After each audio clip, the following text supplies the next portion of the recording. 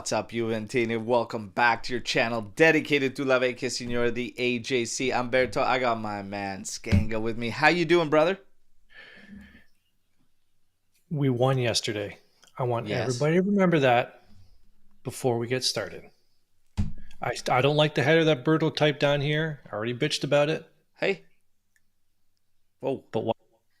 Big talk, not Berto. Big talk. That's Big why you have in quotation. Tacchinardi. He came out guns blazing. He was sounding off. It is a victory show. It's a victory show. Victory It's a Monday. victory Monday. Victory Monday, everybody. Victory Monday first and foremost. But Always with the butts. he says this Juve does not mesh. We can't necessarily disagree, but the question is why. We're going to get into the why would he say something like that, Skanga. Why would he do that? We're going to get into it, okay? We're going to talk about this latest match against Monza, who, by the way, was missing 5 key players, okay? We are going to talk about it. There's pros and cons to everything. We'll go through individual performances. We'll talk about MOTM, and this comment that Alex P made yesterday stuck with me like ever since the match ended. We're going to go through it, what that comment was. Did MOTM in fact switch it up purposely? Is it a sign of what's to come moving forward on the backside of this match as we get ready for a very, very difficult run in the schedule? We've got a ton to talk about, okay? Grinds my gears. I got to grinds my gears for that segment later on in this show, okay? As do I. And Skanga has one as well, I'm sure. It's almost like that segment's actually more catered to you than anybody on this cast, okay, or panel, all right? Now, we've got news. Fortunate news. Koopmeiners, no injury actually found. He's going to be on a day-to-day status. They say do not add him to the injured list. Okay, so there you go. Probably bad news for anybody that is on the injured list right now because we know how it works. A soul must escape for one to enter. So Koopmeiners is not going to offer that to Weah, to Milik, okay, to anybody on there. Even Ruhi, I think, that is on there. But we're going to have some fun to get into it. What's up, everybody? Alex P in the chat here. Soiree. Hello, hello. Vincenzo G. Happy Festivus. Feats of strength today? Maybe. Airing of grievances almost always, okay? So you can bank on that one. Matteo Cavisa, ciao ciao. Buongiorno ragazzi. Alex Juve, Matteo si ciao ragazzi. And Vinman, buon Natale. To everybody celebrating, happiest of holidays. Hope you enjoy it and do so safely. Ciao, everybody else. Let's get to the show. Let's get to the show. A couple people already commenting on the kit. I like that kit. What year is that? 17, 18, third? 17, 18, third. It's a beautiful kit. You almost went shirtless yesterday during the live. That would have been awesome. You know what? But we want viewers. We don't want to get them away, so I had to stop. But that was a hell of a show. You know what? I was getting bad vibes with the yellow. I saw a draw coming, and I was like, you know what? I left it up to the Army. 65%. Switch it up. I did. Yep. You know? And, yeah, but this kit, I always thought grossly underrated. Should have had those nips out. We would have got the third goal if the nips came firing out. Black and white tassels? Like, what are we talking about here? What are we doing? What kind of show is this? Let's take it easy. Oh my god! Now this is going to be a long show. All right. Yeah, a little bit of green here. You know, Natale, whatever. I like it. I like that kit. That's a nice kit. Yeah, it was either this or you remember that 0506 one, all red with the green and white stripe vertically. Yes, it was one of those two. For the kind of Natasha. Yes. I never really liked that kit. Like, it's all right, but yeah, I don't know. Great team, though, that rocked that red kit. Like, holy smokes, what are we talking about? Now, we got ciao ciao to Mohammed in from Africa. All right, what's up, everybody? We're going to tackle everything. We got the lineup. Always starts there with the lineup. Di Gregorio, Savona, Kalulu, Gatti, McKenny, Locatelli, Koopmeiners, Chico, Nico, Yildiz, and Vlahovic. We all loved the lineup. Thought it was great. Great follow-up. Nico as your playmaker. We'll talk a lot about him. Yildiz and Chico, we're also going to talk about them. Vlahovic is definitely going to get, spoken about in his game. Yes. He was at the forefront of many people's frustrations with that game. They shared the same frustrations as him. So we're going to go through it all together. But the lineup, come on. And again, you're the first to point out who stinks. I can't stress enough, this is an 18th place Monza with five of their regulars out. Okay. Let's get into it. First minute, we almost score on a block from Yildiz, for God's sakes. That thing was heading pretty close to the corner. Would have been awesome. That would have been one hell of a goal. Imagine a block ends up being your nicest goal of the game. If that thing goes in, like right in the top bins, get out of here. Anyways, it misses, but Tacchinardi, you could tell he was a little nervous about that one. He dove all out, okay?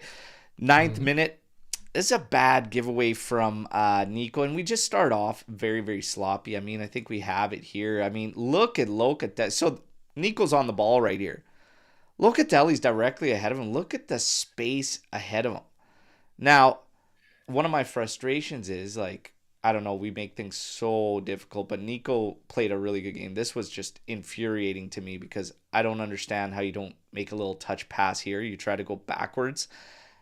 I'm just highlighting this more so for the mindset.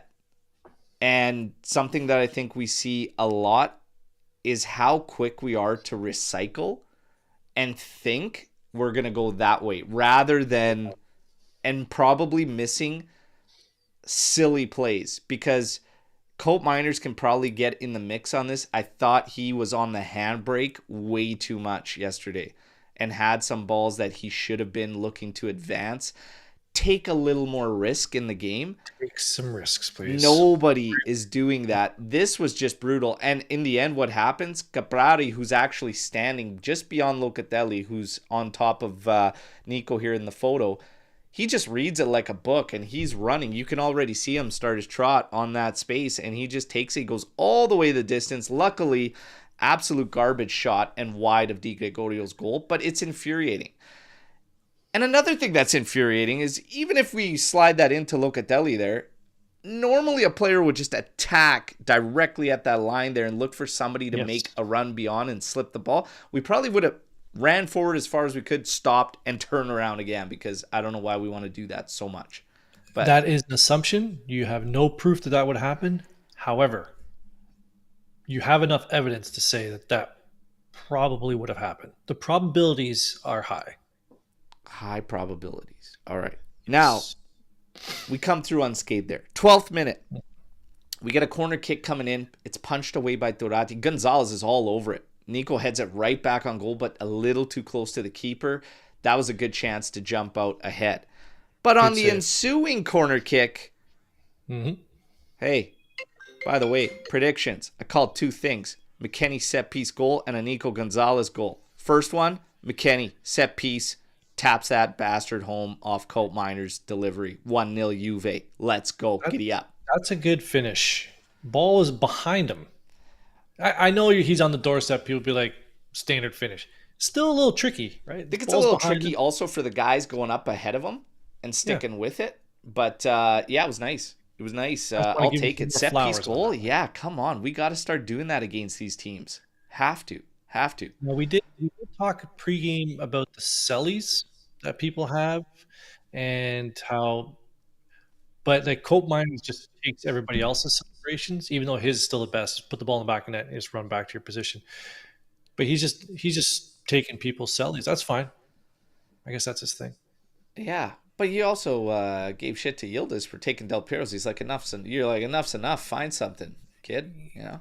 You want to know something? But that's Del Piero celebration. Like, what are we talking about here? I know. Everybody's doing it, though.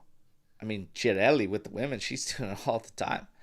Maybe she just wants to show off the tongue piercing. I don't know what the hell's going on. Anyways, 21st minute.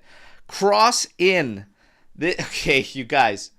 Trends. We're going to talk about trends today with Juve. Yes. Garbage goals allowed. Okay? My goodness. There's a lot going on here. There's a lot happening here. So Gatti is watching nobody. And he's literally, if you're looking at the 18 there, he's the first defender in that sequence, in that line.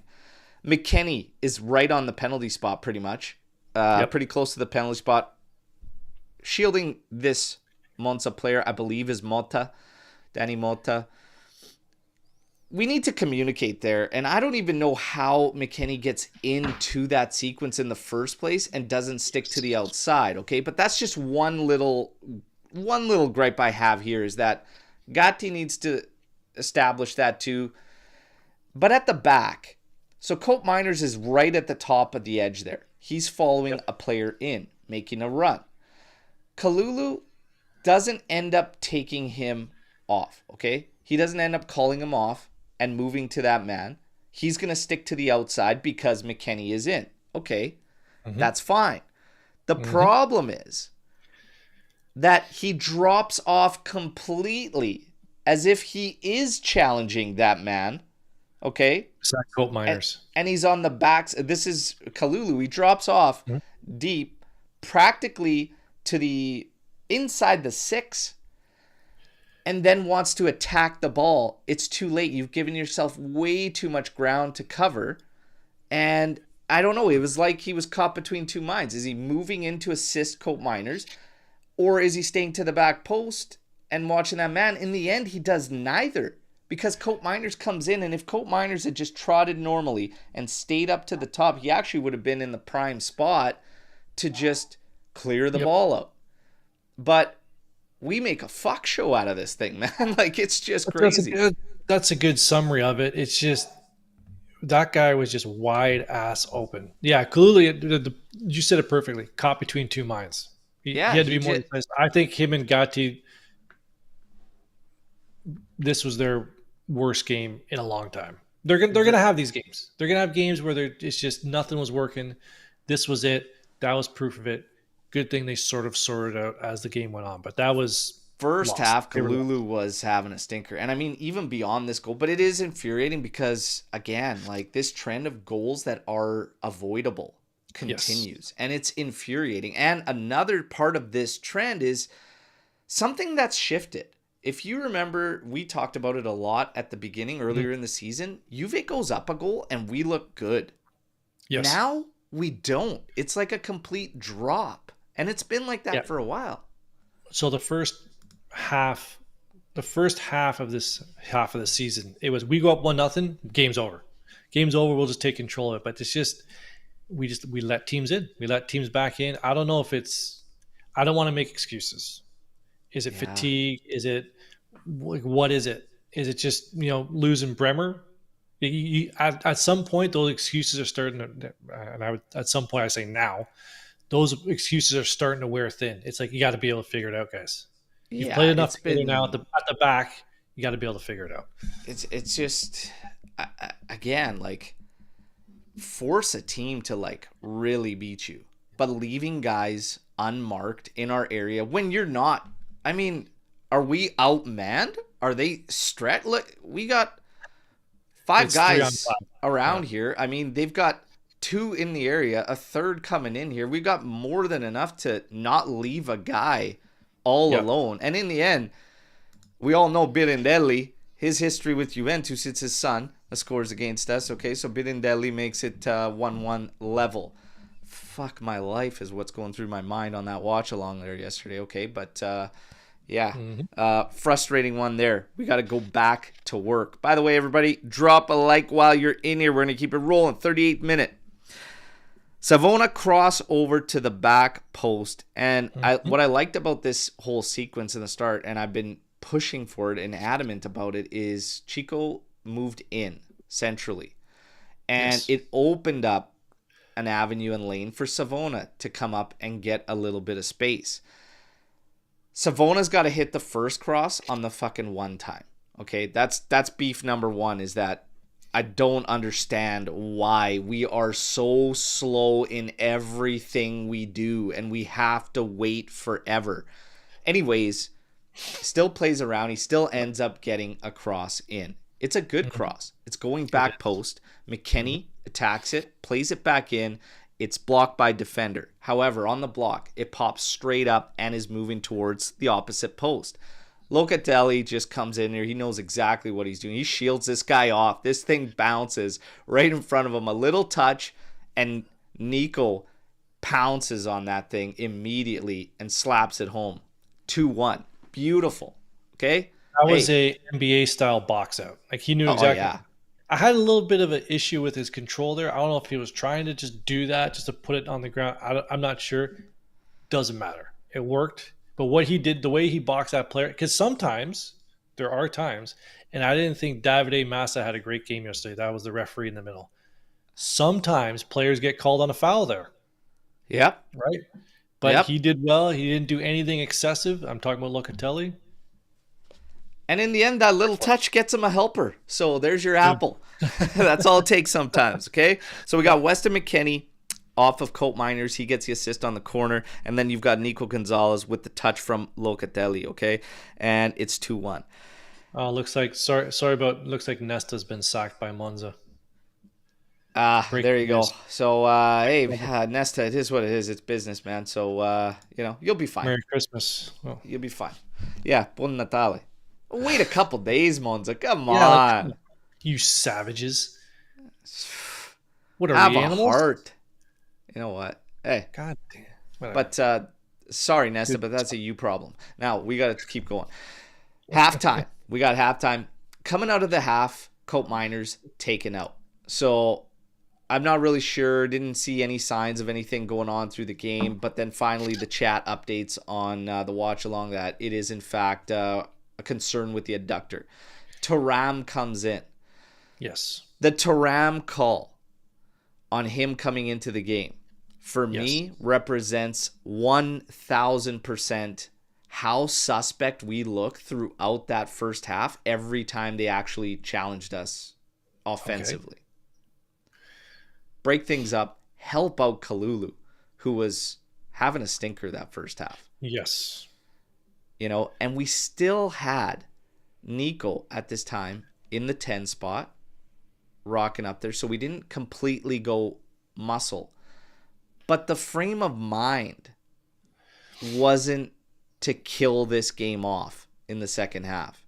It seemed and felt immediately like we're going to manage this thing and see it through to 2-1. And that, with the history, with the evidence, remember what we talked about evidence, the evidence this season leaves us to be nervous about doing that.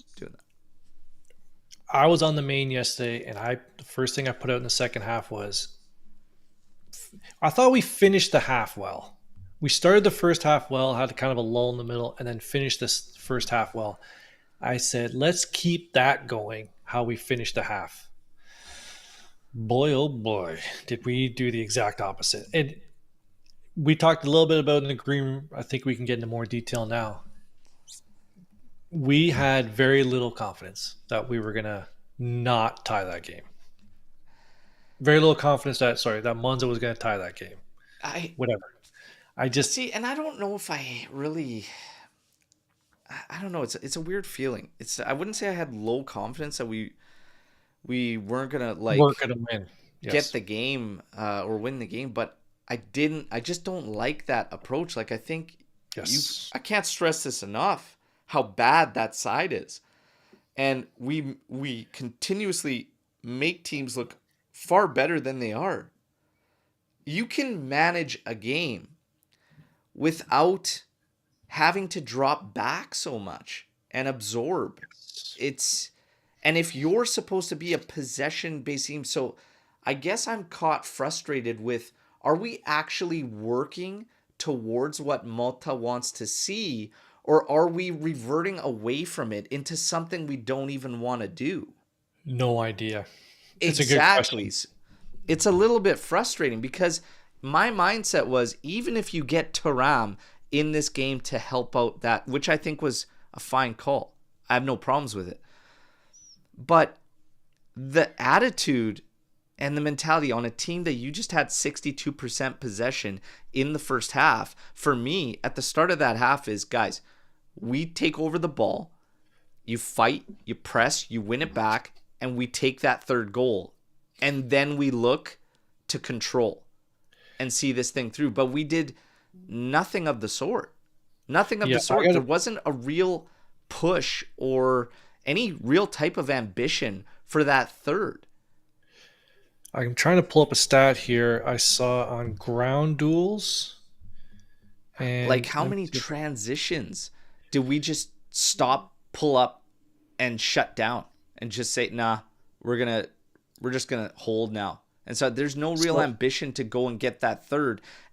And we know, based on the trend of avoidable goals that we allow, I don't feel confident in this team managing games out, even against some of these low sides, Venezia, etc. Like, I don't feel confident in it. So, and I think where I was trying to get, where is this feeling coming from? And I read a stat this morning. Monza won 66% of the duels yesterday. That's a lot. That's attitude, man. That's a lack of attitude, fight, ambition, right?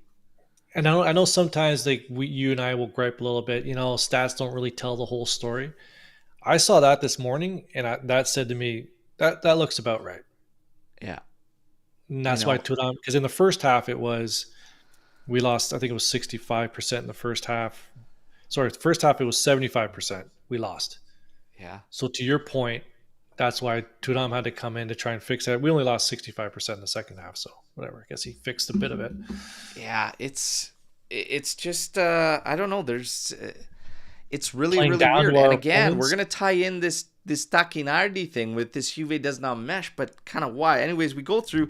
There's not a whole lot in the second half to even talk about. It was dire. Dire. 47th minute, you've got 47th minute, you've got Yildiz that takes his man on, fires at the short side, forcing a save on Tarati. But, even with Yildiz, some of the decisions, and he was taking a little bit of heat for trying to find other players. Chico was taking some of that heat sometimes. But that's really it. 88th minute, Bianco was sent through for Monza, but the ball was just beyond his reach. All he could do was put it to the side netting, and Di Gregorio just stood at his short side post. Motta had a couple instances like that as well. We had a handball on McKennie that would have put a free kick in a very dangerous spot, but at the end of the day, his arm is pretty much in a natural position, so it's one of these things. But again, the inconsistencies of the league, you do see that called quite a bit. I can understand Monza lobbying for it. And then you have Vlahovic, who went Red Ross multiple times. And another thing that I don't like is that Motta was doing it as well on the side of the pitch. Your team is out here playing an ugly second half against, again, a team that stinks without 5 regulars, 18th in the table. Mm-hmm. You are just playing awful, trying to manage it and not looking good in managing the game in the second half. And you're out here freaking out over non-calls. Like, the referee was not good yesterday. Let me start this. The referee was not good yesterday, but to your point, you got to play through that. You have to play through that. I think that was a foul on Vlahovic in the box. We'll get into this right now. So let's bring up that play. Everybody in the chat, PK or no PK? Let's put it to a poll. My thing is, I can see why people say that's not a penalty shot. If that foul happens at midfield, it's getting called. If that happens at the corner flag, it's getting called. And this is all referees, this is any game, this is Serie A in a nutshell. Why is there a different standard from when a play is at midfield to when it's in the box? There shouldn't be that. He's trying to turn, the defender has 2 arms around the one side and the leg up. We say it's not a PK because it doesn't get called very often. They let that sort of hand jockeying go. There's not a different standard. Yeah, because it's like you get a foul that's outside of the area, and I agree, like, that'll get called. What we continuously see is that the scale changes in Yes. the area because of the consequences. This one, and it's this feeling. It's this feeling that, okay, yeah, it's out in open play, whatever. Okay, yeah, that's a foul. Mm-hmm. As soon as it comes into the area, it's like, that would be a soft PK. I've always said, soft or not, a foul is a foul. Like, it should never matter, but it does.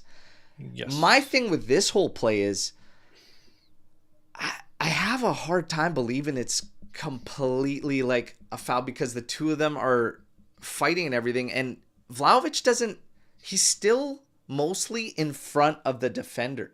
Like, he didn't gain a step or was turning him or was going beyond him. Like, he's still right in front of this guy and they're battling. And yes, there's clenching and grabbing. That's what kind of led me to not really have a whole ton of outrage about it. Definitely not to the level. And I mean, I don't know. Like, I got mixed feelings on this one. I'm kind of like, I don't know. Maybe I'm kind of skewed because of how frustrated I was in our play. Let's put it at that. But 64% agree with you in the poll that, yes, that's a PK. So he couldn't turn because the guy had two arms around him. But that the game shouldn't have come down to that being called or not for us to ice it. Yeah, we didn't play good enough in the second half. Let me just preface that first. We didn't play good enough in the second half for us to be like, oh, we definitely should have won this game. We still won. It's a victory Monday. We're both still happy. Yeah, and you got to talk. We'll talk about Vlahovic in general and whatnot, and the frustrations that boiled over official calls, the general play. We'll talk about all that.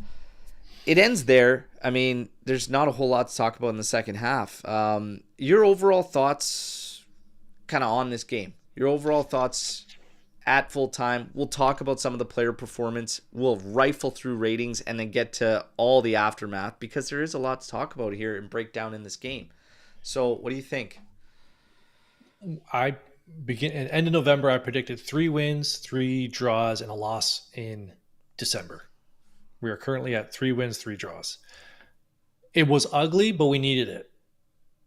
Right? We can't be beggars can't be choosers at this point. We need wins. It wasn't pretty in the second half, but some of those draws that we had in the last month, we would have taken. Hey, I wish that we would have taken ugly wins. This is an ugly win.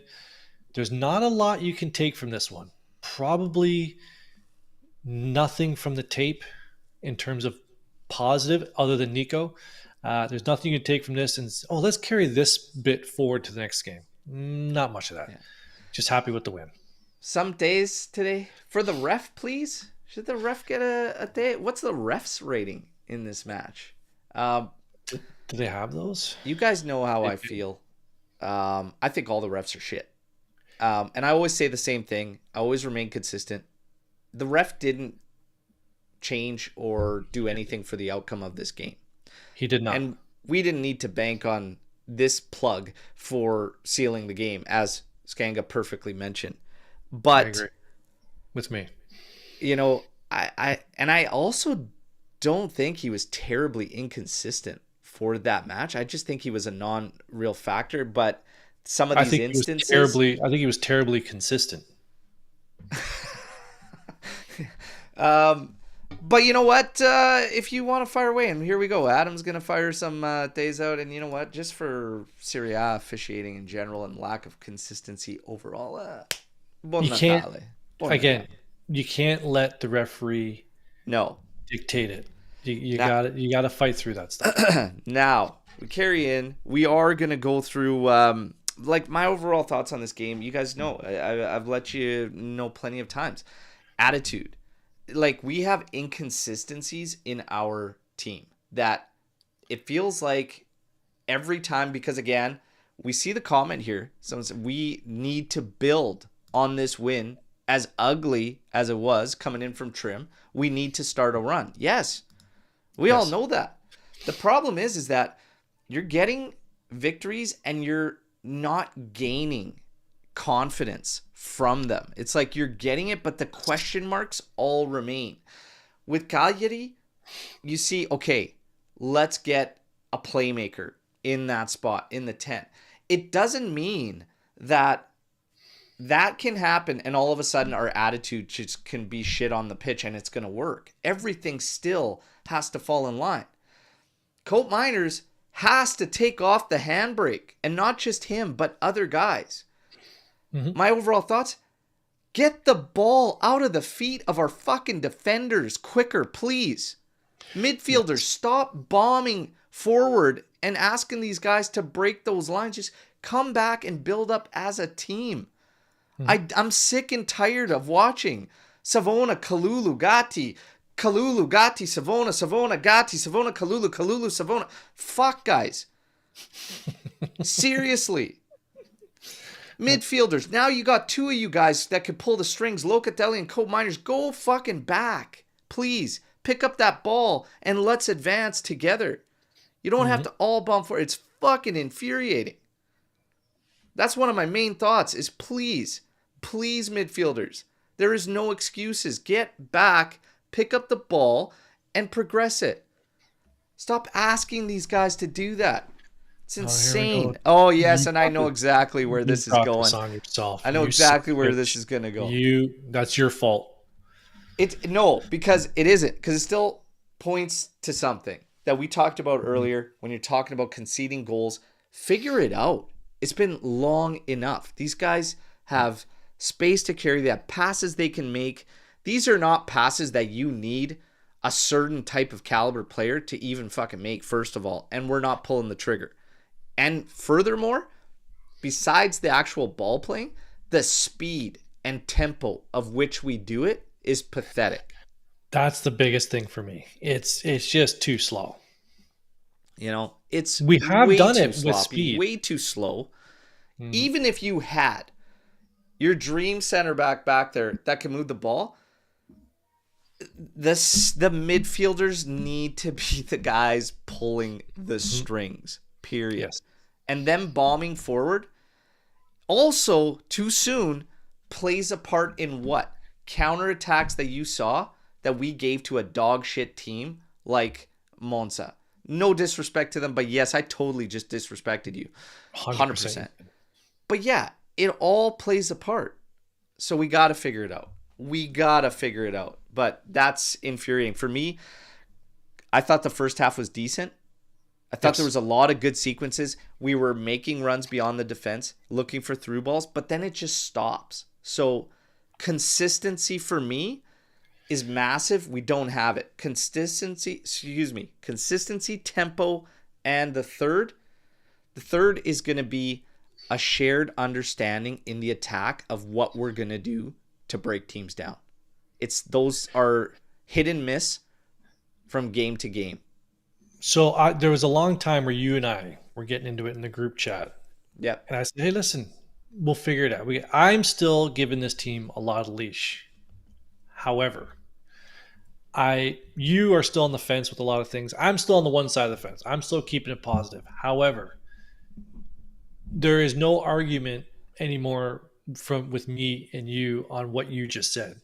These things, the leash is getting shorter on getting these things fixed. I think they will. I think we have a lot of room to grow with this team. I still think there's a lot. I think the future is still bright. But in these little spells like this second half, like if you want to micro focus on this second half, you're 100% right. You got to be able to dust off these teams by just doing the simple things. Yeah. I fully agree. You got enough guys back now. Like, it's just like it's wearing thin. At some point, consistency in just your setup, in just your game plan. Like, what's the plan? What are we doing? One of the things I praised Mota for last season was adapting to the opponent.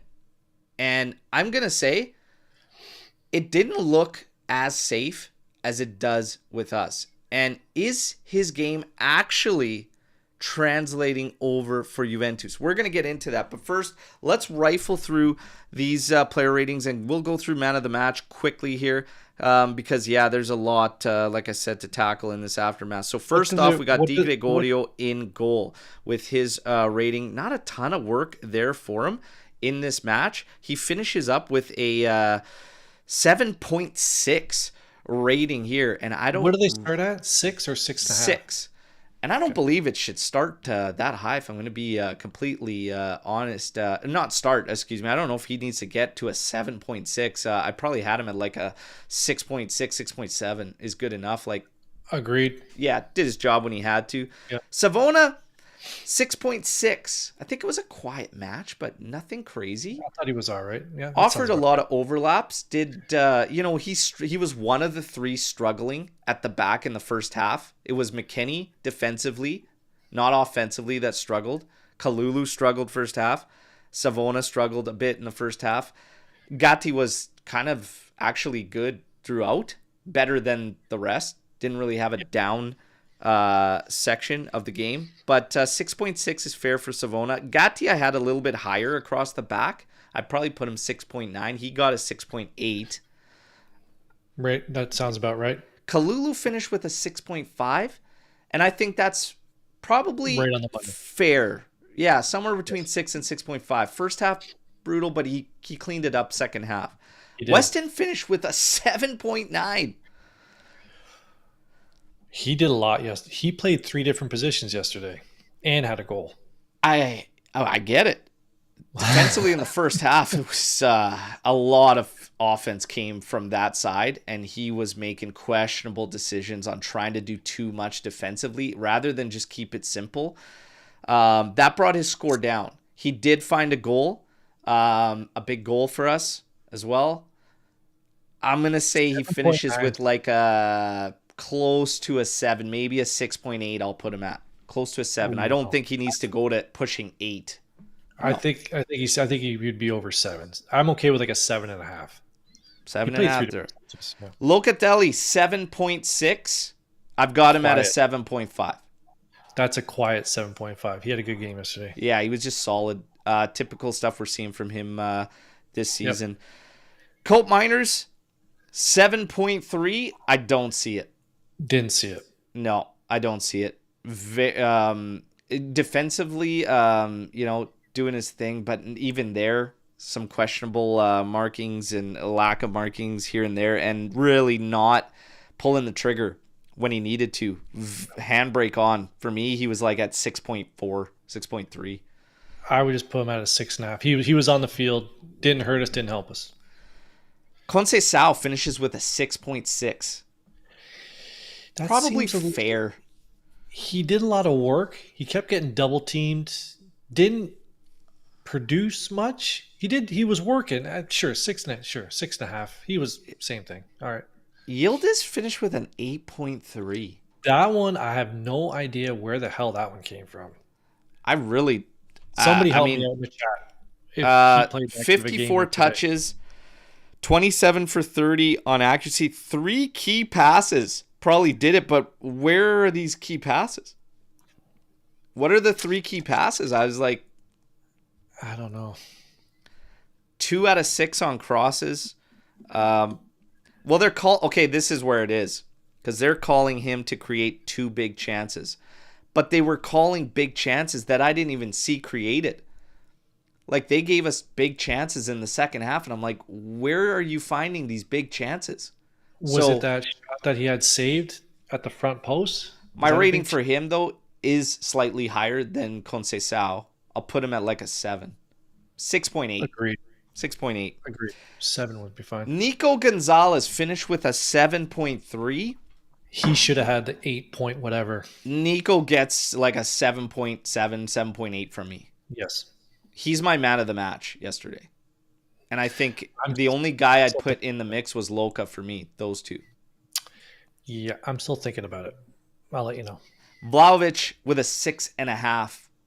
Honestly, sounds about right. Worked hard, but you know how I feel about this with the attitude and everything and getting beyond. And I mean, to say he was hard done by, because, we were talking about the defender being up his ass essentially this entire game. Pablo Mari is the defender. We're not talking about prime Giorgio. So I need to see him fight through that and just find a way. But I really think it wasn't the best of showings from him. There was also some attacking sequences that he kind of hurt. He was in the first half. He was trying to find Chico on this ball when he had the entire wing. We had Koopmeiners running in. He had Yildiz up there too, and he decides he's gonna pop this ball over the top and pinpoint it to Chico, excuse me.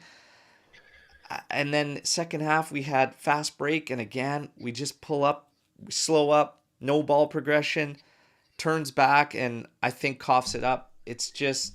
It wasn't a good game. He didn't have a good game yesterday. 6.4 maybe 6.3 for me. He doesn't go negative, that's for sure, but he doesn't. He's had a good run of games.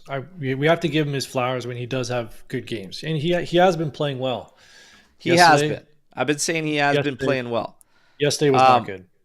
Yeah, we did see substitutes come in. You saw Adzic step in. He finished with a 6.4 officially. Not a lot to see there, really. These guys that come in at the 85th minute, him and Imbangula. Although I think Imbangula should be getting some more runs. Cambiasso coming in at the 64th minute, taking Nico Gonzalez out. Nico Gonzalez still got a high rating and my man of the match, despite leaving in the 64th minute. Kefren Turam comes in at the 46th for Koopmeiners. He finishes with a 6.7. I liked what he did. He did play a big part in helping us stabilize things defensively, but outside of that, wasn't anything crazy. I probably have him at like a 6.6, 6.7. Sounds about right. Yep. Fagioli, should he have come in this game earlier because he subbed in at the 90th minute? What did Cambiasso have? 6.8, yeah, which I think is right. Yeah. But Fagioli coming in at the 90th. He upset somebody. That's the only thing I like. What are we doing here? We're gonna get into Fagioli. Who's your man of the match? It's tough. I liked what I liked everything that McKennie contributed yesterday. 3 different positions with a goal. I thought Nico had the most impact on the match, so he's a clear-cut man of the match. But for me personally, I liked what McKennie brought yesterday. Okay, a little bit shaky in the first half. He's not a left back. Like, what are we talking about here? But everything else, like, he just a utility knife. He came out and he put in a good shift yesterday. I would give it to him. All right. And Alex P actually goes Nico or Wes, getting him in there with you. We got Mitch going Nico, Luca, or Gatti. We've got Forza Juve with Nico or Locatelli, 100%. Fool's Mate saying Nico. Yeah. And Matt going with Locatelli. So there you go. Those are your candidates. Probably good with any one of them. Guys, get the likes up. We talked about Fagioli. In this game, probably could have played a part when you take Nico Gonzalez off. We get Cambiasso coming on. We move McKennie forward. There is no ambition to kill the game off. That's kind of a sign. Mm-hmm. I'm not understanding why, if you're going to finally play with a 10, you want a playmaker out there and you want to put him in the proper position, up ahead, between the edges of the area, why Fagioli can't be seen to potentially do that. I'm not really sure. Something has happened. You believe something has happened. All I know is this guy's getting weird. Because this is like his post now all of a sudden. And it's broken. Something's like, this is like just, he's doing these weird cryptic posts repeatedly now. Match in, match out. Comes in at the 90th. Okay. I don't know what the hell is going on with this guy, man. Hang on. I am not a social media influencer. I don't really even go on Instagram. Some of you guys send me messages on Instagram. I don't check it for like 5 weeks. If I were to use Instagram and I were to have some sort of, platform and like over 25 followers, and somebody sent me a photo of me like this photo is fucking awesome. This would be my background photo. Like, what are we talking about? Look at this photo. That is, I would post that too. I don't care if I only got 4 minutes to play. Look at that. That's amazing. What are we talking about here? I would put that on a fucking Christmas card and send it to all my family members. Look at that and say, look how cool I look. So, look at that. The dark beans. In the dark. The dark beans. Thinks he's Batman. That's awesome. That's It's awesome. like That's good he's times. Batman. Anyways, Yeah. we're having a good time with that. But honestly, I mean, it's got the dark beans has me laugh. That's just amazing. I, I don't know. I just the 90th minute. What's the fucking What's the point? point? Yeah. Like seriously, I would have probably had him in there. Okay, I probably would have had him in there a little sooner. But again, I would have had ambition to actually kill off a garbage Monza side. You get 62% possession in the first half. You're working some good sequences. You can do a little bit better, and then all of a sudden, second half we finish with 47% possession. We give them a bunch of opportunities. The stats somehow have us having so many opportunities in the second half, like a bunch of attempts and like 3 big chances created. I'm like, where are you? What game were they watching to pull up these stats? But nonetheless, I'm just not feeling it. But with Fagioli, something's definitely brewing. And I think we can finally see that now. We're going to keep things moving and get I just want to into let Adam know that I did have a MySpace account. MySpace. Yep. Did I didn't use have it? MySpace. No, I did. There you go. Just giving you guys a little more behind the curtains of just what's going on with the color of the hair and the beard, okay? Just peeling back those curtains just a little bit. We got into Now, that yesterday. Yeah. We get into Tacchinardi. He sounds off and essentially says it's the same thing week in, week out. It's not changing. This Juve simply does not mesh. He continues. They concede embarrassing goals.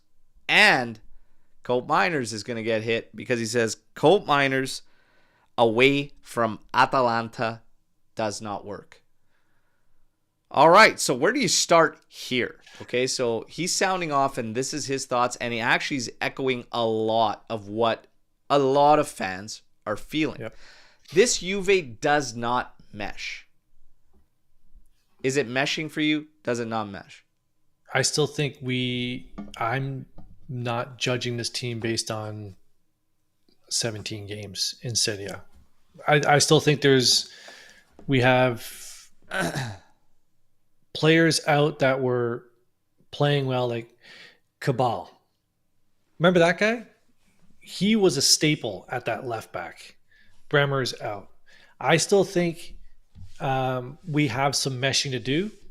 His comments make it sound like or imply this team can't mesh. I think that's ridiculous. The Koopmeiners thing for me is the exact same thing this team went through with Locatelli. People had this guy finished. I think Locatelli came in when we started wearing those jerseys. No, maybe not. No, maybe that was long. couple. Okay. It was still the green one. Anyways, when Locatelli came in, everyone was like, he had a rough start. Locatelli did. He had a rough first year. There was a lot of question marks. Look at him now. So dumping on Koopmeiners and this team after 17 games, not going to do it. I think there's still a lot of growth we can do. I still think they're going to figure it out. But the excuses are running thin on the meshing, but I still think there's daylight for this team to do it. They're not meshing. They're just not, because numerically, statistically, like factually, watching them, there is a lack of connection up at the top. They still haven't figured it out. So it's not to say that they can't mesh or they won't mesh and gel and figure it out. This is the second game we've played with somebody in the proper like playing it properly. That's game 2 of actually utilizing it the right manner. Everything else that he's tried before that was listed as 10 and Koopmeiners playing in the 10 is actually a 4-1-4-1, which is completely different, and he's doing more midfield duty than he was as an actual 10, outside of maybe the game against Cagliari, which ironically enough he ended up leaving at half with the rib injury. So it's actually game 2, and it's a different player playing it than the first game, because first it was Yildiz Sentry as a 10, and now you had Nico Gonzalez. Both of them did a good job in the 10. Both of them are very different because Yildiz dropped back even further, is doing a lot more, I think, and creating more through half turns and beating guys. Nico was using his movement to create more, but he was more at the final stage. So it's a little bit different. Yildiz doing more in advancing, Nico doing more kind of end game, final third. So it's different. If you're talking about the meshing though, it's got to be more also in terms of transitions. The fact that we shut down transitions consistently and end up going backwards and recycling from a scenario where I expect a team late December to attack their opponents, especially this opponent, I think I can agree that it hasn't meshed right now. There are moments where it looks like it's turning the corner, but how many times have we said that? This is what you got to build on. This is where you go from here. It hasn't meshed 100%. Why? We kind of covered that in talking about the trends that we're seeing on a match-to-match basis. There are major inconsistencies here.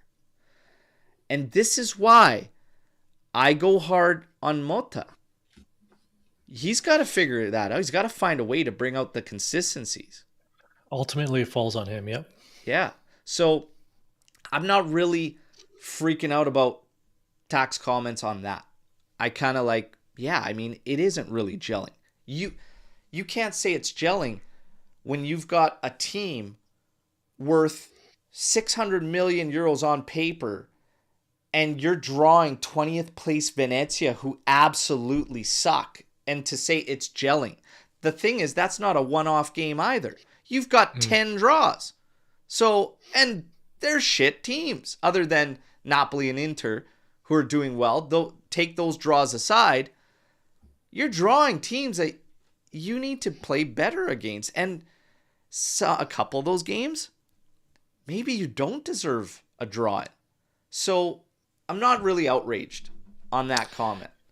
Del Juve Euro here brought up a great question in the chat near the bottom here. Have we had 2 consecutive good games this season? Have we had 2 consecutive wins? I think you have to go right back to the beginning of the season when you won both 3-0. Yep. I think that's it. This kind of brings up into the why as well. Is Mota starting to kind of like regret? Was there a regression yesterday in that game from first half to second half? Yes. Well, I don't know about a regression. It's just, it's almost like we just turned.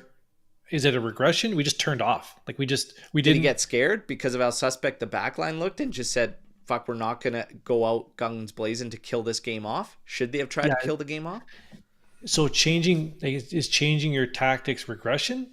Well, he didn't necessarily change anything tactically. He just simply took Koopmeiners out because he was hurt and put Thuram in. But the attitude was definitely not to go after a third.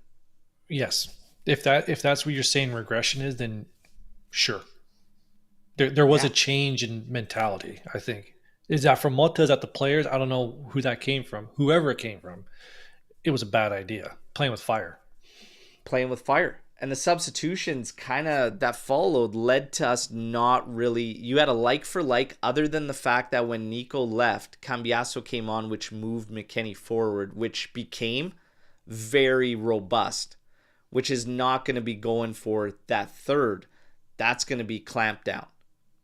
And that's where, for me, there's this mentality to turn the switch, to turn it up or whatnot. You could say at the end, because we got the win, it was the right call. And how suspect we looked in the first half versus pretty much not leaving them a whole bunch in the second half and managing it out, that it was the right call. Ultimately, the 3 points are what count. We won. That's what we needed to happen. But looking grand scheme of things, how confident are you we keep going with this playmaker approach and that he doesn't go back to a robust 3-man midfield? Well, we talk about having to play to the game and play to your opponents, like change your tactics. shouldn't have to do it against Monza. I agree with that. Having Nico Gonzalez in that position that he played yesterday, more beside Dusan, is going to help both Nico and Dusan. Dusan having a consistent player in his orbit is going to help I would say, the team mesh up there. He hasn't had anybody. He's had success and failures with different players, but I think Nico is the player who needs to be beside him. McKennie's had success. I think that's why when Cambiasso came off, did McKennie go into that role where Gonzalez was? I wasn't following that in that much detail. We essentially had three in the middle when he moved up there. Because Cambiasso came on and it just moved McKennie forward. So, yeah, he just became the third mid. We've seen success with McKennie in that role. But to your point, we were really going forward anyways. I think Nico Gonzalez consistent minutes beside Dusan is going to help both of them. Now, I'm going to stress this because I see the comments and talking about Prime Barca. This is a project. I'm not looking right here. This is a project. I don't expect us to look like Prime Barca after a few months. Yes, we could have played better. And of course, we still don't have some standard, but we can't burn everything down yet. Nobody is talking about burning anything down. And I'm not going to. I'll take this one. I'll take this one. You get me? You? Go ahead. I'm just going to say, this is where I was 2 weeks ago. It's still a project. We still got to give it time. But there are cracks. I can't stress this enough. It's not about end game. It's not about Prime Barca or anything. It's literally about going in match day and knowing who you are. What you're going to do, how you're going to play, your team having a shared understanding of what they're going to go out as a game plan and accomplish. Mm-hmm. That's lacking from a game to game. That is not, you don't need a 3-year project to know what you're going to do to play 18th in the table Monza and go out and execute it when they're missing 5 regulars. Yeah. If we need years to do that, I'm worried. It's a game-to-game basis of knowing what you're trying to do, what you're trying to accomplish. And if the execution fails, that's a player issue. That's where, okay, now we have guys struggling. But what is our game plan to hurt these teams? What I liked about Motta last season, when I was like, yeah, you know what? I can get behind this guy, is that from a game-to-game basis, he changed things with Bologna to match his opponent. And I felt they were they had way less fear in their game than we do.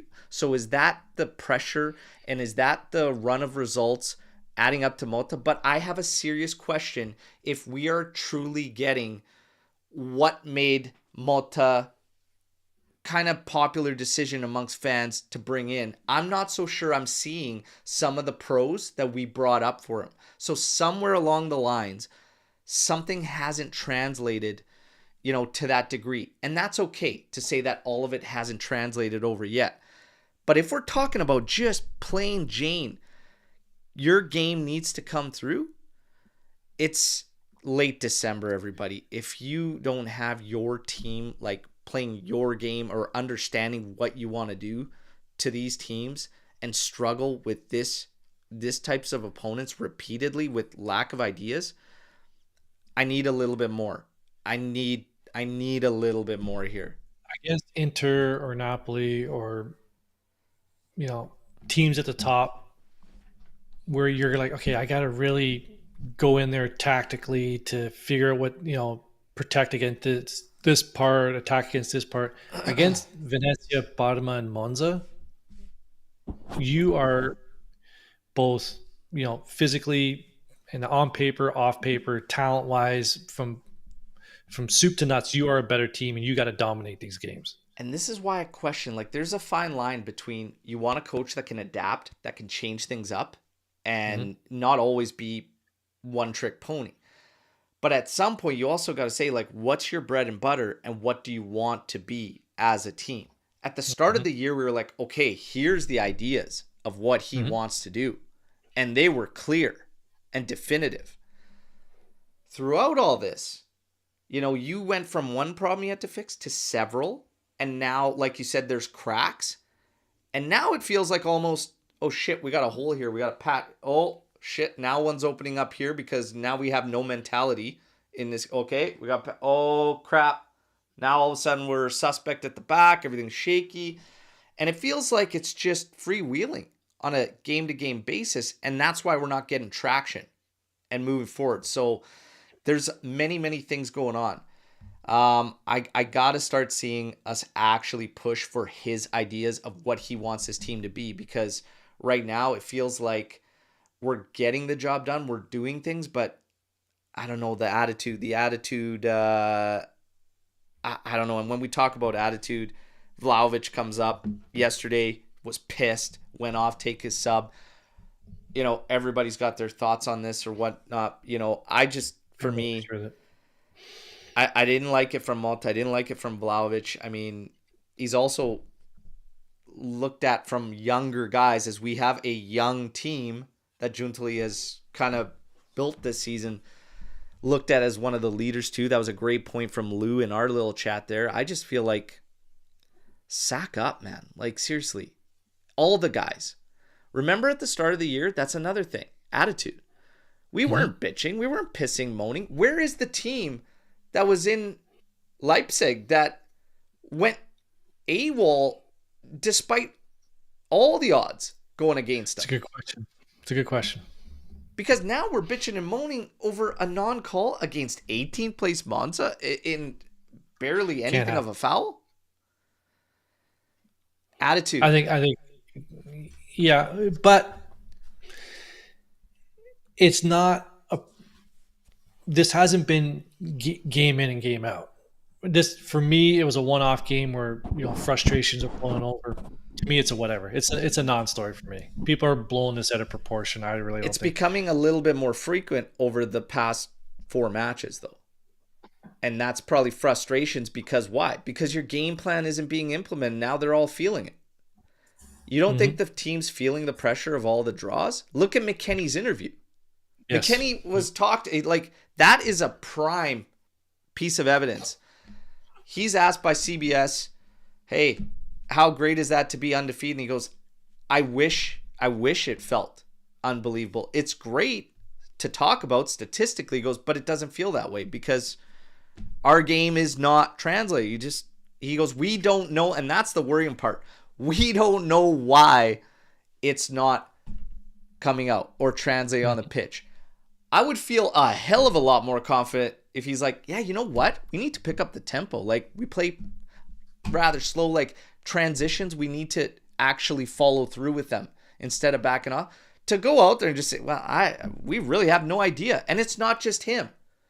They're out there, they're talking to these guys on the pitch and they're saying, "Yeah, we talked to several Juve players and they just can't understand why, what's happening in training isn't coming out on the pitch." I told you guys, because you've had nobody healthy. You're probably training against Toto, the janitor, and freaking Guido, the bus driver. No shit, you're going to score and bag in training.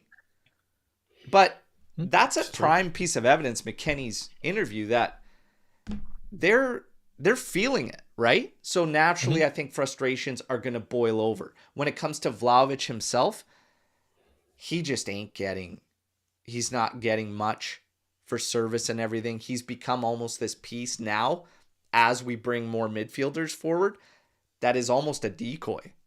Really. It's true. And I saw RB in here mention 9 out of 10 games he complains. I don't think RB is really watching these games with a clear lens. His attitude's been great. It's actually been good as of late for sure. And not been a problem. But the team as a whole, for me, I'm kind of feeling it over this run with a lot of draws that they're starting to feel it. And you're seeing emotions, like that's kind of normal. Like these guys can't figure out, and they're going in interviews saying, "We don't know why we can't score goals." Yeah, that's got to get fixed. That's got to get fixed. But it's just some things we notice. Like I said, there's a lot of work to do. I think I know I'm guilty of it. I thought because we came out with so much of his game implemented early on that we would be further along in the development here in December as far as our actual game and what we want to do and who we want to be. We have clearly, we're stuck in this kind of this flux, but I do feel like there was more bravery in his game, especially in transitions at Bologna. Okay. Over here, it feels very, very safe. And maybe that is the pressure of getting the results at Juventus. One way or another, I don't think Tacchinardi's completely offside or out of line in anything he said. Koopmeiners, though. He says Koopmeiners away from Atalanta does not work. So what are your thoughts on that? Settle down. Give it time. And I saw a comment there that's saying they kind of doubt me on saying that he's playing with the handbrake on. And they just say, no, I don't even think it's that anymore, whatnot. I'm going to say that I do believe it is because you're seeing him. You could see the thought in his mind because his body's showing you. Guy makes a run and he leans for a second like he's going to pull the trigger and then doesn't. That's handbrake. That's what I mean by a handbrake. And you could see he's not fading these. He's caught. He's caught. Like, I don't know what it is, but risk is not just a Koopmeiners problem. It's across the board on not taking chances and get these. But we'll see what happens. Storm the barn. Let's hit the storm the barn here. Damn, Nesta got fired. Now I feel a bit like George with the busboy. Oh, that's hilarious, Seinfeld. That's great. Well done. Well done, Vinny. Yep. You know what? Props. That busboy. Oh my God, that guy's. That was a good episode. Didn't they go to his place? They lost the cat? Oh God. Yeah, that's right. And he just lost it. Oh, that was amazing. Great episode. Which player do you miss? Okay. Perfect segment. Okay, this is injured, but then I'm going to get into grind my gears, everybody. Which player do you miss the most who's out injured at the moment? Bremer. Not even close. Like, not even close. It's not even close. You would be able to cheat up in the attack, too, when they're trying to launch those aerials. No. It's Bremer by a long shot. Now, grinds my gears. Tech is close. Tech is a close second, but Bremer is. Injured. He said injured. At the moment. Tech's not injured. He's smoking in a friggin' cabana somewhere. Anyways. Grinds my gears. Yes. Everybody. Are we going to cry, piss, and moan every single time a guy that gets moved or was an ex-Juve player scores a goal? Are we going to be these guys, people? Are we going to do that? Stop it. Please stop it. Okay, it has to stop. Hindsight is 2020, and even in hindsight, we could talk about this, okay? But like, show me, and this is the one thing I brought to everybody that was pissing and moaning about. I said, give me 3 players, which is what we accomplished with using the young guns, that give you 50 plus million euros in capital. Because FFP matters to us. It may not matter to some of the others, but guess what? At Juve, amici di nessuno, everybody. Listen, it matters. Not only that, I've been saying all along, certain circumstances are going to dictate what happens now. It doesn't mean that that's the way you're going to move throughout the future. Okay? Right now, you're at a point, the game plan was evident and it was clear.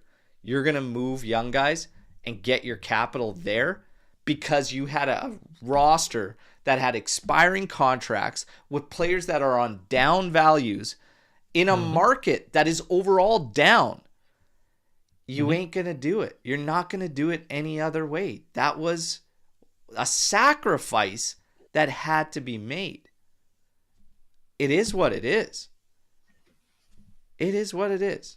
And to be honest, it ain't going to be the end of the world. We're going to be okay. We'll be fine. We will be okay. Houston is not going into any Hall of Fames. My one thing I will say, though, is that still the issue is not necessarily the who. It's the fact that you left a hole. We were one center back short going into the season, and we were one backup striker short going into the season. Those are two things that still should have been summed up. But the business, looking back, still all made sense. Okay? Mm-hmm. Can't stress this enough. You can't talk about just getting rid of young, high potential talent. Potential is potential. If you're going to go in and bank on potential or bank on guys that have been doing it for years, and I know that how it played out now with injuries and performances and shit like that, it's not all of it is on the individual, but the injuries, what are you going to do? Like, shit happens. But these guys were better to bank on overall. And potential, what if you keep these guys, you don't take the money that's in front of you, and the potential doesn't hit, and then you don't even have that at the end of the day? Yeah, sell them for a bag of potatoes after. A sack of friggin' potatoes. It was the right call. Listen, if you're banking on potential and it doesn't pan out, Manchester United. Prime example. Listen, that's just my grinds of gears, okay? I let it out of the chest. I'm good. Airing of grievances. It's Festivus. It actually is the Festivus date, December 23rd. Do you have any grinds, your gears? I had a lot. I'm out of time, but I only have one. I'll sum it up to one. And I know it's the Matrix, and you got to take it with a grain of salt. But I saw Juventus supporters yesterday complaining on the Matrix that the Juventus players after the game were celebrating the win. What the fuck are we talking about here? Players aren't allowed to hug each other and have a smile after they won a game? Yeah. Okay, it wasn't pretty, but we still won. You still gotta be happy about the win. Yeah, I mean, you still got to be happy about it. Yeah, I mean, we got. It's like, what are we? That's it. Celebrate. I don't want to keep celebrate the win. But again, win. Yeah, just let's stop crying over the past. The rear view mirror is smaller than the windshield for a reason. Keep moving forward. Let's see. The situations cannot just be wiped clean. You can't just say, "Oh, you made a mistake doing all this," without factoring in all the details around those circumstances, like the business. And again, if we made such a big mistake, we didn't sell for enough. Oh, I should have sold for more. Where was the interest? Where were those teams? Yep. Because for such a high potential, talent and everything, where were the teams? There was 3 teams at the end. And one of them had no money to buy. They didn't have a pot to piss in. Okay? Yep. That was Roma. Also, fans always assume that players want to come to Juventus. Like, we're our number one landing spot. Well, no, it's not about coming in. I'm talking about the guys that we said goodbye to. It's both. So, people... remember, we're talking about Hoyson, who scored yesterday, that everybody's going AWOL over. Oh, we need a defender. Should have kept him. Whatnot. No, it's like we should have had another defender. But also brought in Cabal that plays center back and left back. And Mota said sees him more as a center back. Are you banking on him getting a season-ending injury? Are you banking on Bremer getting a season-ending injury? You're not banking on anybody getting a season-ending injury. We got 2 of them. You also bank probably that Danilo could offer support in center back. We learned that ain't happening, okay? So a lot of shit hit the fan, per se. And as I still say we were one center back short going into the season. I said that, and I said we needed another striker. And unfortunately, it struck us. But stop. We got to stop looking back and going backwards. We got to take it and roll. And that's, we just have to do that, okay? Do you think Mota prepared the game well? Because he said in the press he will decide his starting 11 on match day. He knows who his starters are. He's just feeding lines. Yes. As far as the game plan, I think we're talking about this. I think we're talking about this repeatedly in terms of what is our plan of attack to hurt the opposition. Are you going through the middle? Are we tic-tac-toeing? Are we going to start driving some shots from outside, which we need to do way more of, keeping that central thing? We are still flank play dominant, way too much on the flanks, I think. and it probably gets into these rhythms where these wingers just try to do way too much and go overboard, he's got to put it together. He has to put it together. I And will agree somewhere with along the lines, I don't know how you can watch some of the stuff that's happening and not say, guys, what the fuck? In training, if I'm watching these guys in training and they're stopping on a fast break when you're lined up 3v3 or 4-on-4 in a fast break attack and you stop, pass back to a midfielder and shut the whole thing down, I'm blowing the whistle dead and I'm flipping out if I'm a coach. What the fuck is that? And we saw that yesterday. So I don't really know what's going on, but I got to say that not necessarily some of the game plan, but you should have a little more chemistry now. These guys have played a lot together, especially Chico, Vlahovic, and Yildiz, and the stats remain the same amongst all of them up top. There's no connection. And I think that's from game plan because of how far apart they are.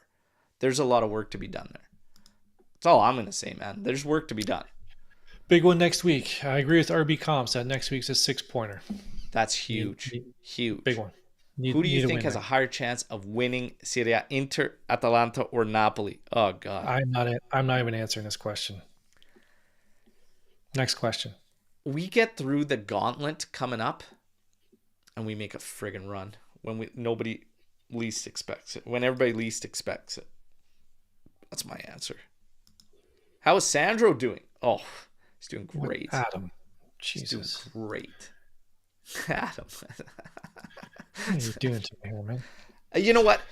I'm a man of very few agendas, but that is probably one I carried strong for quite some. When Chelsea was 60 million, I said sell the guy. And you know how much heat I took on Twitter? Careful what you ask for, Berto. You're not going to find a fullback. They don't grow on trees like that, whatever. Oh, my goodness. I would have loved that 60 million. What is Vlahovic elite at? Finishing, hold-up play, distribution, speed, mentality, wage. I am tired of him. 60 million and sold. So, sell for 60. I don't want to hear who will be the replacement. Go get David. Oh, no. Just you want to know something? We'll put a bag of balls up there. And the bag of balls will lead all Serie A players in 2024 in goals scored. Anybody can do that. 60 million is a lot of money. He's got his 60 million is probably healthy to get him for now. We're thinking like you're probably going to pull 40, So if you get 60, that's good, especially what he stands as now. I'm going to say this. He's got his shortcomings and everything, but I don't know, like, I don't know. I still feel like you're asking a certain striker to play something that just isn't his game. If you're getting him on fast breaks, running out of defenseman, like that's just not his game. He's an inbox striker. He's an inbox poacher. Like that's just kind of his thing. He's the guy that, he's got some significant misses, but he'll score a goal that he's got no business scoring. I mean, it's a bit of an enigma at times. But I still think that, he's been through how many coaching changes? Has he been? Was he? No, because he came in with Allegri. So now he's been with Allegri for a while. That so far has probably been his best. This is his best statistical season to start with Juve. But it hasn't really felt that way. It felt like he had his best season start last year because there was less PKs involved in his goals. I need to check the minutes, but he's got to be either first or second in minutes played for Juventus this year. Yeah, you got a bit of a break there. And we have nobody else. This guy, I mean, he's got shortcomings, but I just can't. It's one of the thoughts that I tie into our managers and the game and everything. It's like, are we going to ever work with what we have to make it work? Or are we just going to sit around and piss and moan and bitch that you need to do this if that's not the guy? It's like going back in time and being like, Trez, man, you need to carry this ball and beat these 4 guys on the run. Like, what are you doing, man? Like, dribble them. You seen the way Trezeguet runs? And with the ball, like, no, that guy was an in-box striker that will finish. And yes, his finishing capability is much higher than Vlahovic. So I'm not saying that. But what I'm saying is there a little bit of a disconnect in what we're doing? If we're talking about there being a lack of connection at the top, it's not just a Vlahovic thing. Okay. It's also Yildiz. It's also Chico. I don't have much more time left. I got to get going here. But I'd like people to think about the 2 games that Vlahovic didn't play. Where were all the goals coming from in those goals that we didn't score when Vlahovic was gone? It's not like he's taking up a spot of some unbelievable striker behind him. This is why you need to really stick to the discussion. The comparison is not Vlahovic to Trezeguet. The comparison is asking players to do something they are not capable of in the system. So are we failing them or are they failing us? Open your mind up to think of what actually is being said without jumping to clickbait shit. I'm not comparing him to that. I wouldn't let Berto compare them either. It's talking about what we are doing as a whole. Chico Conceição gets ripped and is starting to get ripped quite a bunch for not distributing the ball more. Yeah. And trying to do way too much. You know, does a coach step in there? Do we not?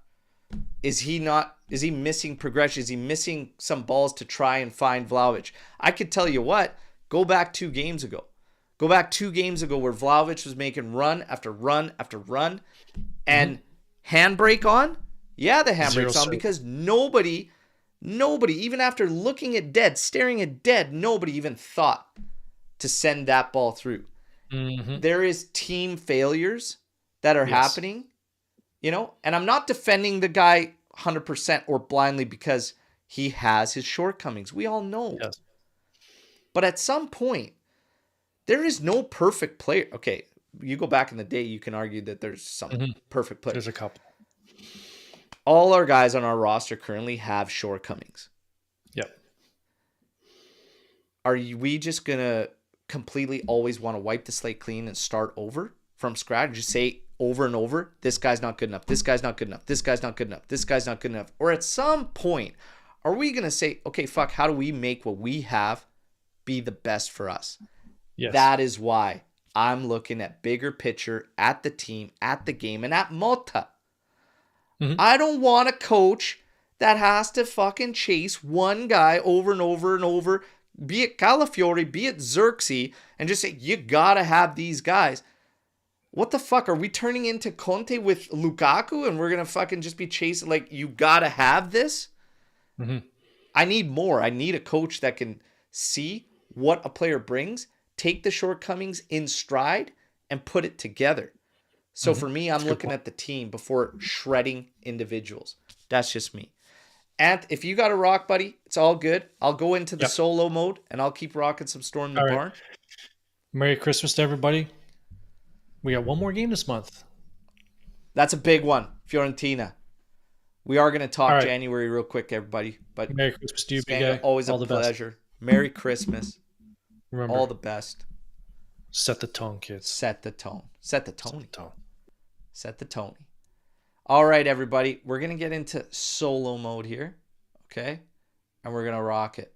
We're going to rock it in solo mode. Here we go. All right. Now we're rocking. Let's get this out of here. And we're going to bring in some of these comments. What's happening here? Why is this not working? Okay. Let's keep it rocking. What do we got here? Storm the Barn. Dushan. Okay, yeah, we're just ripping.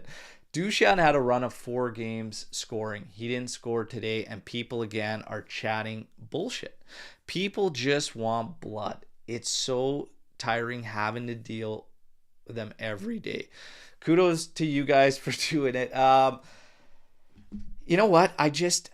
I'm asking the question of more from the team and more from the manager. I need to put this together with guys, especially when we're seeing the same struggles over and over and over. And like I said, I've been saying for a while, the personnel is only half the battle. Getting guys in certain positions. We talked about it even from this game. You get Nico Gonzalez as 10, you get Yildiz as a 10. It's good. It helps. It's a bit better. But if you don't have the attitude, if you don't have the right game plan, if you don't have the right strategy, it all goes to shit. We ultimately have to put it all together, you guys. That's what it comes down to. All right? We got to put it all together. Forza Juve coming in here. And I feel like Haaland is currently proving that Dusan is not a bad striker. City is struggling the way Juve has for multiple seasons, and Haaland is a ghost. Some strikers need a team to be elite. I haven't been following Man City a ton in terms of this whole run, other than knowing the record and everything. Has his chance, like the amount of chances he's getting, dwindled? I know that he's gone several games without a shot, a couple games in a row or something without an actual shot on target or something. So I mean, yeah, ultimately you've got a team and it's a team game and you got to figure this out. For us, I'm looking at the team. I'm looking at the team play. This Juve does not mesh. Tacchinardi attacked the team for how they play. He kept it pretty clean as far as individuals, other than running at Koopmeiners. So we'll see. The fiery January. Okay, so we got to talk January, everybody. We got the Supercoppa, which is now a little bit of a tournament, and that's going to start things up for us. Obviously, you got one knockout. If you win it, you move into the final. And we are facing Milan on January 3rd. So it starts there. If you win, you play the final Monday, January 6th. Okay? As far as that goes, again, Milan is beatable. Very beatable team. You could probably make the final, and then you'll have to battle with Inter there. After that, if you play that final, which is the 6th, then you start on the 11th against Torino, Derby della Mola. I expect a victory there, okay? You're going to play a red-hot Atalanta who's playing incredible football. They know exactly who they are. They know exactly what they want to do, and they execute it to a high degree, okay? So they're firing. That's going to be tough. Then you got Milan on the 18th. Again, winnable. Club Brugge in Champions League. We got a shot. We got a shot to get into top 8. Napoli, 25th. That's away from home. We can get the job done there, of course. Benfica to finish off the month. If you're going to put a gun to my head, I'm going to say that we're capable, pulling draws out. Like, Atalanta will actually look better in the open games. We do. We look better in the open games than we do these tight closed off ones, or when teams want to clamp down a little bit more and hit us on counters. If Atalanta takes the game to us, we can actually potentially look better and get a better result. You can get a draw there. We got to beat Torino. We could beat Milan. We could beat Napoli too. I'm not impressed. They're getting the results, but they don't really impress me. I'm going to say we come out with 7 to 9 points in Serie A, and Champions League, you can get, we have the potential to get 6. We got an awful record against Benfica, though. So let's say 4 points in Champions League. But that's just an early gun to my head thing. But again, we still have a lot of work to do. But this month will be interesting for Juve, and I'll tell you why. And it actually starts before we get to January with Fiorentina. Does this team suffer a major problem with these lower sides? McKennie also said that we need to keep it level with everybody that we're playing. Consistency. What I talked about with some consistency. The good news is that you're going to go into all these games, and if this has shown us anything, we can get up for the big ones and play good against the better sides. hey, these teams are doing good. They're doing well. The Derby de la Mola hasn't really been a derby for a long time. You got to win that one. Outside of that, these other teams that are doing well, we should play up to them. So, yeah, that's going to be my kind of expectations. Very, very optimistic. But, that's how I roll. That's how I roll. We are 6th, 7th place in Serie A. What is causing all these cracks in our performance? Hey, I wish I knew why we can't keep any type of consistency across anything through the board here. If I had to pick one out of these two, which one would you choose? 1, the players. 2, Malta. Only one answer. To be honest, it's a combination. It is. It's both. It's 1 and 2. It's the players and Malta. I'm seeing the players make questionable decisions. I see the players standing around more often than not, okay? They need to keep it rolling. And a lot more risk. And that comes from Malta. So it's both. It's 1 and 2. 1 and 2. Around the 20th minute, our players are looking like after running 42 kilometers. Why? Training is coming under heavy scrutiny for Thiago Motta with the training, with the injuries and everything that's going on. So I don't understand why media just can't ask and say, hey, what the hell is going on here? What the hell is going on here with the training? Like, what's going on with the injuries? But Motta is so adamant about not using it as an alibi, which I respect him for. But he's also not given us any insight as to the training. We know at the beginning of the season, the training was intense. And the players were talking about how intense the training was.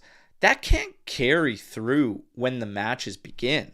So you could play that, like you could train that way at the start and get your condition up before the season starts. But to do it consistently through the games and the season is crazy. So I hope that's not the case, but I can't speak to it because I don't have that information. And I wish the guys, the media that goes to these training sessions, that's there day in, day out, and like Albanese freaking lives there, okay? I'm pretty sure he lives in J Hotel. Like, share some of this shit. Talk about that. Like, they're so busy talking about nonsense and transfer rumors, low key. Like, give us that. It'd go a lot further than these one-off transfer rumors. Would I rather have 2 classic false 9s or 1 false 9 and a classic 9 in the squad? I like the ability to have both and have those options. I wouldn't go with 2 false 9s. So I want a classic. I want 1 classic 9 and I would take a false 9. That would be my option, is to have both. So I would go that route. Are the Juve supporters to be blamed and criticized for whistling and protesting against our team? Are they right, or should they just shut up and continue to support the team? I've never seen the whistling and jeering as not really supporting the team. I could see how it's taken that way, but I mean, at the end of the day, I mean, you do have the right to do that. I think there's levels. When you get into insulting, when you get into like getting ugly, and what we saw happen between Vlahovic and some supporters there, like, that's just way too far. Some whistling and jeering to say, hey, pick it up. That's the only way you can really say pick it up that they notice, And it's, the whistling is a lot like less aggressive than booing. Here in North America, in the big 4 sports, when the fan base gets pissed, is not happy with the product or whatever, they literally boo loudly. And like the entire crowd, like it's not just a section, like they all get after it if a team is just consistently not meeting standards or expectations. Like, it's aggressive. So whistling and jeering is really very, very light in the grand scheme of things. I don't think fans need to be blamed or criticized for whistling or jeering to try and just voice their opinion that, guys, pick it up. That's the only way they can really say, hey, pick it up, that the team can hear or see. But when you go overboard, there's lines. You don't need to attack. That's where it becomes too much. Did you see Nesta? Yes, we saw Nesta sacked. And we knew he was on the chopping block. I don't know if it's necessarily right to do it after like a Juve game. Like, did they expect pulling a result against us? That's also insulting. Am I alone in that? Like, it's, this is crazy. But hey, it's a little bit disrespectful. It's also disrespectful when Venezia said, it's a loss for us what ended up happening. That's because of how we played, and that's embarrassing that a Venezia coach was talking about that after a match with Juve. But they are winless in 9 or 10 or whatever now after the game with Juve, so Nesta was probably going to get sacked anyways. Mark, this is a first. No coach has ever been sacked because he lost against Juve. We should be a top team. Hard to beat. This is food for and it's funny that you literally reiterate everything I said. It's crazy to me. It's crazy to me. Tuna Steaks is, if Fiorentina convincingly beat us, will fans consider them a top 4 potential squad? And will the Motta out, Palladino in shouts hit immediately?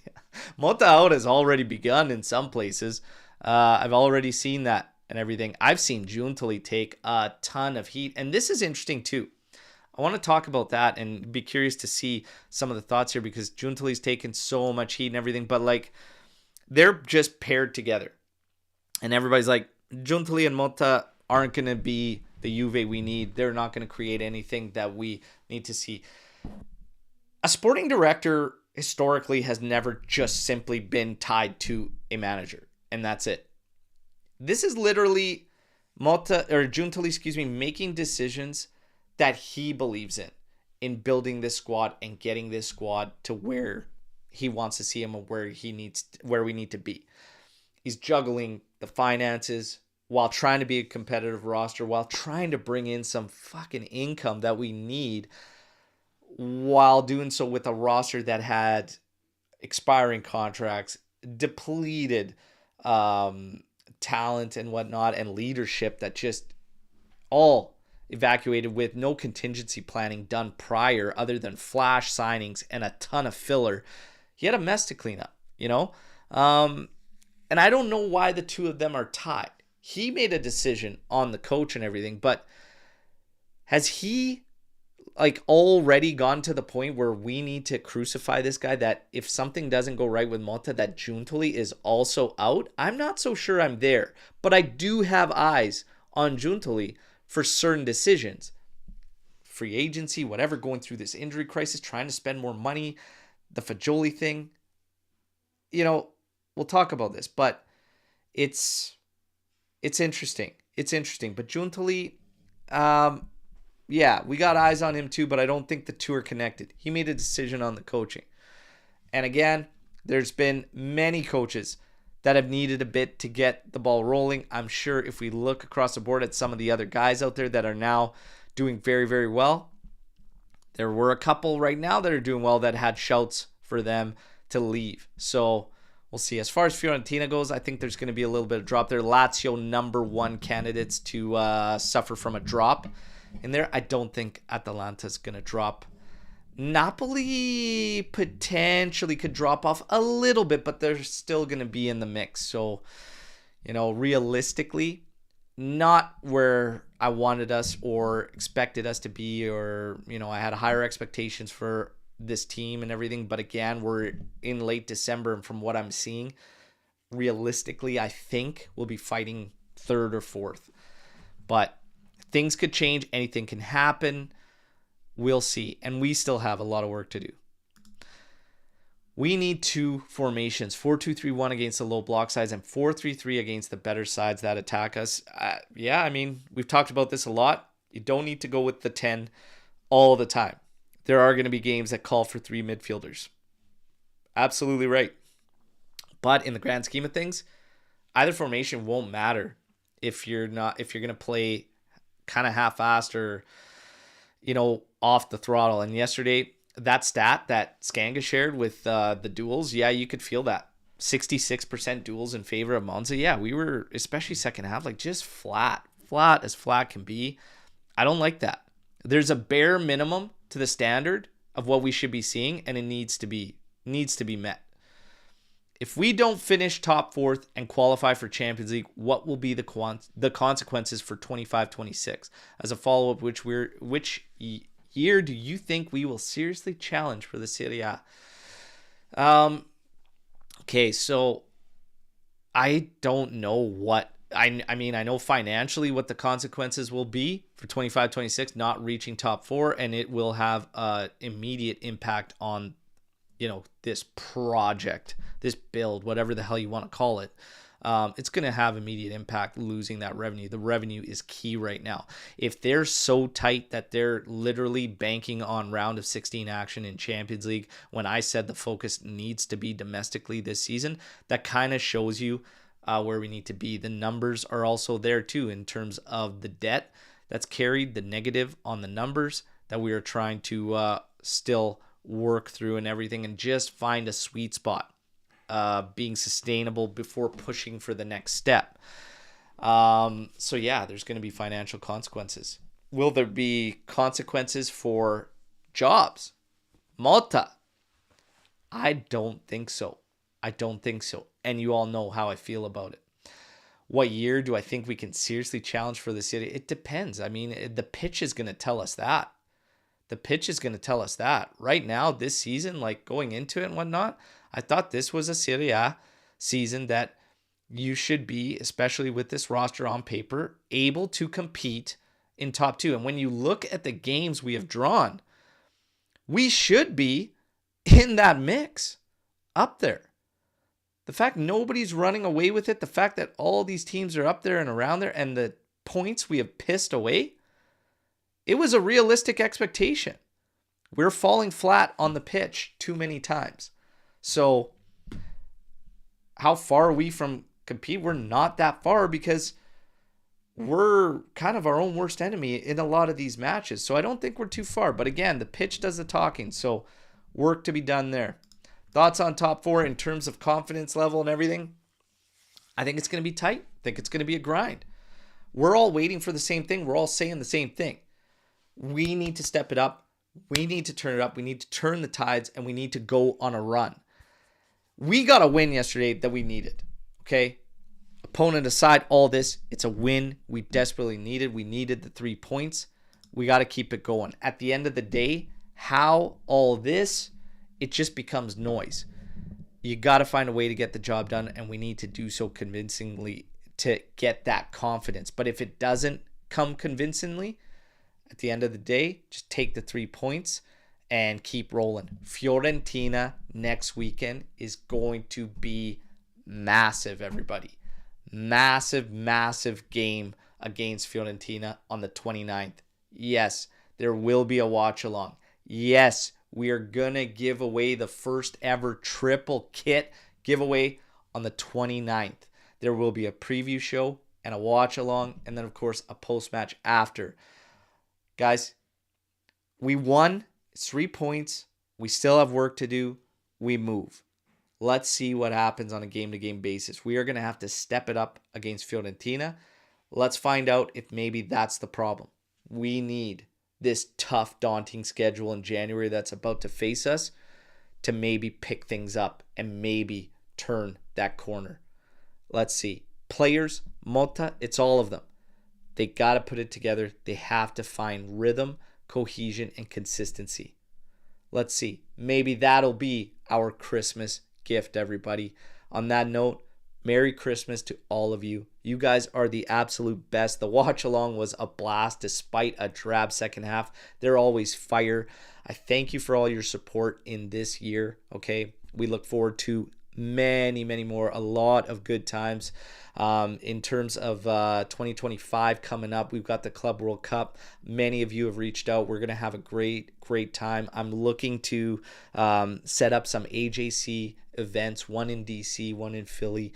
We're going to have a good time. You guys are second to none. The AJC Army is the best. For those of you who don't celebrate Christmas, whatnot, I still wish you all the best and thank you all for the support. The holidays are not smooth sailing for everyone. For anybody who might be struggling, having a difficult time, please reach out to us. Our DMs are always open. We can offer you a set of ears. I'm always there for anybody, okay? Anybody and everyone. Merry Christmas to us. Hopefully, we get the gift of consistency. Whatever we get, I'm here for it through thick and thin. The army, we ride or die together. Always. Fino alla fine. Forza Juventus. Wish you all the best. I'll still bring you the news through the coming days, okay? And then we build up for Fiorentina. Ciao tutti. Take care. You're the absolute best. Ciao, ciao.